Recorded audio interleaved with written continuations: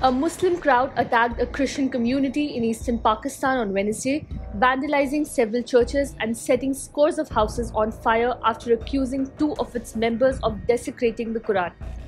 The incident reportedly took place in the Jaranwala area of Faisalabad district, where hundreds of people armed with sticks and rocks stormed a predominantly Christian area. The attack was triggered by a group of religious zealots accusing a local Christian family of desecrating the Quran. Images on social media showed smoke rising from Salvation Army Church and the St. Paul Catholic Church buildings and people setting fire to furniture.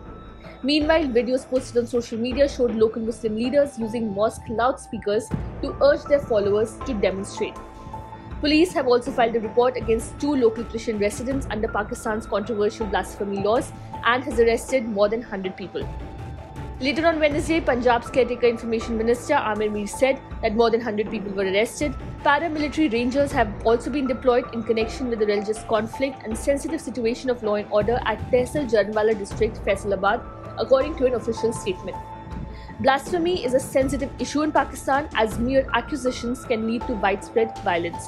It is punishable by death in Pakistan, and though no one has ever been executed for it, numerous accused people have been lynched by outraged crowds.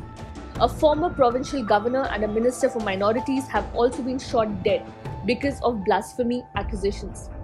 Rights groups say accusations of blasphemy are also misused to settle scores. Hundreds of people are languishing in prison after being accused, as judges often put off trials, fearing retribution if they are seen as being too lenient. Hundreds of people blocked a nearby highway to protest against the alleged desecration of the Quran. Caretaker Prime Minister Anwarul Haq Kakkar called for stern action against those responsible for Wednesday's violence.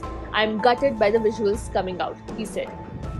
The mob was made of thousands of people led by local clerics, mainly from an Islamist political party called Tehreek-e-Labaq Pakistan, a government source said.